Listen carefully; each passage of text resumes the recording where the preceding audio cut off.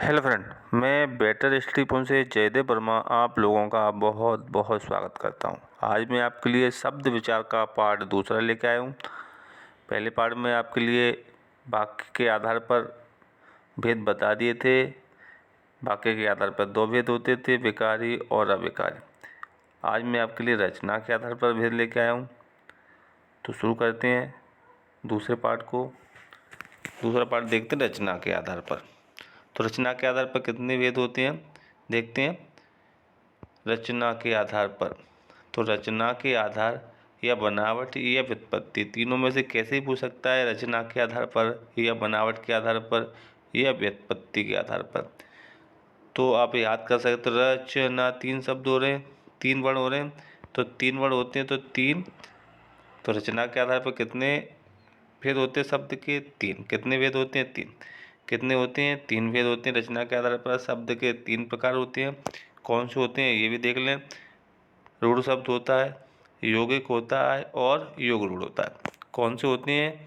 रूढ़ शब्द, यौगिक और योग रूढ़। ये रचना के आधार या व्युत्पत्ति या बनावट के आधार पर होते हैं। कितने भेद होते हैं शब्द के? तीन। किन किन पे होते हैं? बनावट, व्युत्पत्ति और रचना। क्लियर है? तो शुरू करते हैं रूढ़ से। रूढ़ शब्द क्या होते हैं देखते हैं। रूढ़ शब्द, तो रूढ़ शब्द क्या होते हैं? वे शब्द जिनके खंड नहीं किए जा सकते। जो शब्द आए उनके खंड नहीं किए जा सकते हैं, और यदि किए जाएं तो कोई अर्थ नहीं निकलता। अगर कर भी दें उनके खंड, तो उनका ऐसा कोई भी अर्थ ना निकले। ऐसे शब्द रूढ़ शब्द कहलाते हैं। जो ऐसे शब्द होते हैं वो क्या कहलाते हैं? रूढ़ शब्द। क्या कौन से शब्द होते हैं देखते हैं। जैसे जैसे कल।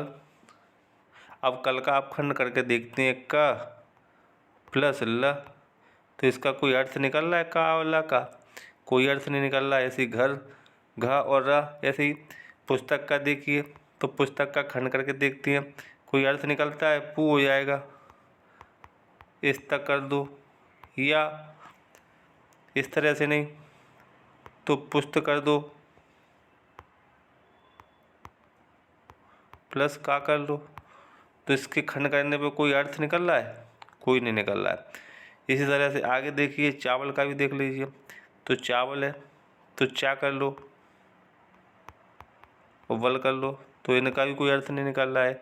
या चाप कर लो, इसी तरह से बना लो, या चाप बना लो, प्लस ला कर लो, तो भी इसका कोई अर्थ नहीं निकल रहा है। तो एक ऐसे शब्द हैं इनका कोई अर्थ ना निकले खंड करने पर, और अगर खंड भी कर दें तो भी अर्थ ना निकले। तो ऐसे शब्द कौन से शब्द कहलाते हैं? रूढ़ शब्द कहलाते हैं। कौन से शब्द कहलाते हैं? रूढ़। तो कौन कौन से होते हैं देखिए। कल, घर, पुस्तक, चावल, दिन, कपड़ा, हाथ, घोड़ा, मुंह और आदि। और भी कई शब्द हैं। कौन सा भी शब्द बना सकते हैं जिसका कोई अर्थ ना निकलता हो। कब? जब उनका खंड किया जाए। तो ऐसे शब्द कौन से शब्द होते हैं? रूढ़ शब्द होते हैं।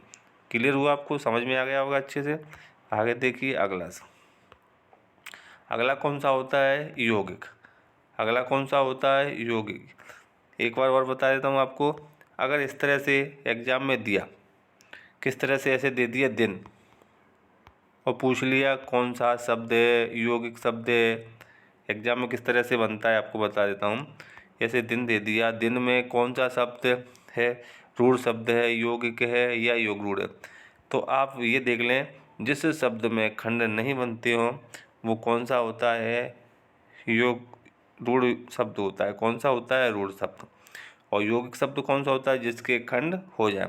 इसका जस्ट उल्टा होता है, विपरीत होता है, कि जिसके खंड हो जाए वो यौगिक होता है और जिसके खंड ना हो वो रूढ़ होता है।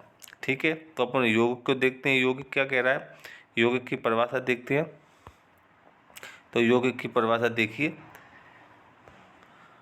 यौगिक वे शब्द जो दो या दो से अधिक शब्दों से बने हों। ऐसे शब्द जो दो या दो से अधिक शब्दों के बने हों और शब्दों को अलग अलग करने पर उनका अलग अलग अर्थ भी निकलता हो। और जब शब्दों का विच्छेद या संधि की जाए, अलग अलग किया जाए, तो उनका अर्थ भी निकलता हो, वे कौन से शब्द कहलाते हैं? यौगिक शब्द कहलाते हैं। वही मैंने आपको बताया था, जिसके खंड करने पर अर्थ निकले, दोनों शब्दों को अर्थ निकले, तो वो क्या होते हैं? यौगिक शब्द होते हैं। और जिनका अर्थ ना निकले खंड करने पर, वो कौन से होते हैं? रूढ़ शब्द होते हैं। क्लियर है? जैसे जैसे विज्ञान, वि और ज्ञान, तो इसका अर्थ निकल रहा है ज्ञान, वि। ऐसे सामाजिक, तो समाज एक। इस तरह से रसोई घर, रसोई का घर, विद्यालय, विद्या का आलय, इस तरह अलग करने पर उसका अर्थ निकले, वो कौन सा शब्द होता है? यौगिक शब्द होता है।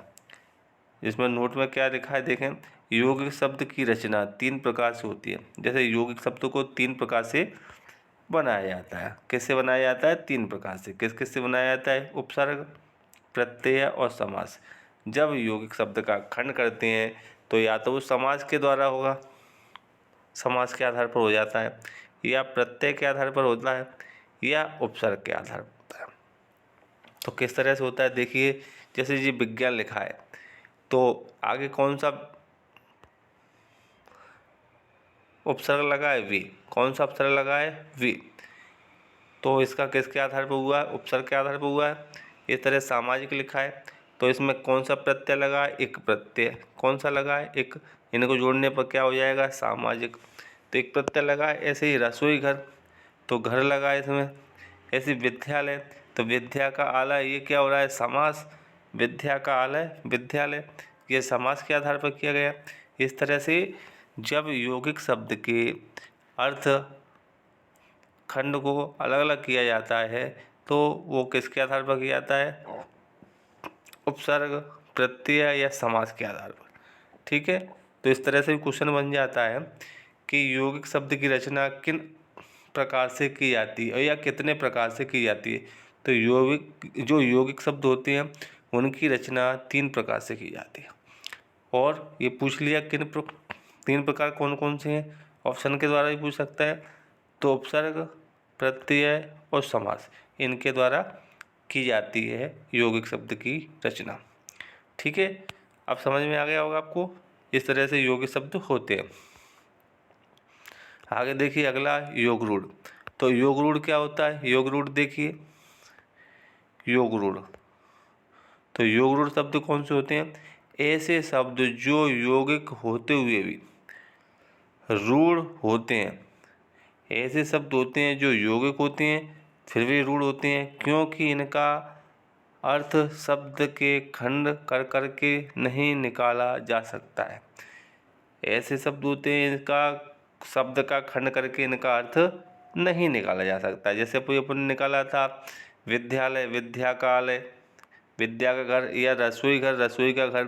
तो इस तरह से खंड करके इसका अर्थ नहीं निकाला जाता, ये बल्कि ये किसी अन्य अर्थ का बोध कराते हैं। ये क्या कराते हैं? किसी अन्य का बोध कराते हैं। समझ में आ गया? जैसे आपने बहुब्री समाज देखा होगा, वो तीसरे का बोध कराता है जब इसका अर्थ करते हैं तो विग्रह करते हैं। इसी तरह से ये योग रूढ़ शब्द होते हैं। योग रूढ़ शब्द समझो आप बहुब्री समास, बहुब्री समास और योग रूढ़ सेम होते हैं। तो अगर बहुब्री समास दिया है तो आप, और उसमें ऑप्शन दिया है योग रूढ़, और बहुब्री समास उसमें नहीं दिया है तो आप योग रूढ़ लगा सकते हो। या बहुब्री समास दिया तो फिर वो बहुब्री है ही, समास पूछा है तो। अगर शब्द पूछे हैं तो वो योग रूढ़ है।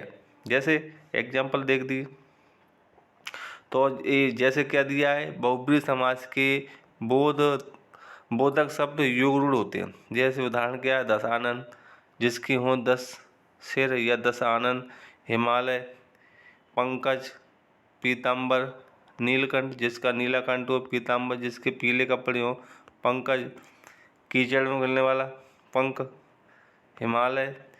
तो इस तरह से जो शब्द होते हैं वे कौन से शब्द होते हैं? योग रूढ़ शब्द होते हैं। इनका अर्थ कहीं दूसरा निकलता हो वे योग रूढ़ शब्द कहलाते हैं। क्लियर? अब तीनों हो गए आपके, तीनों कौन कौन से हो गए देखिए, तीनों हो गए, यौगिक रूढ़ हो गया, यौगिक हो गया और योग रूढ़ हो गया। तो रूढ़ शब्द एक बार फिर रिवाइज करा देता हूँ। रूढ़ शब्द कौन से होते हैं? जिनके खंड नहीं किए जा सकते हैं।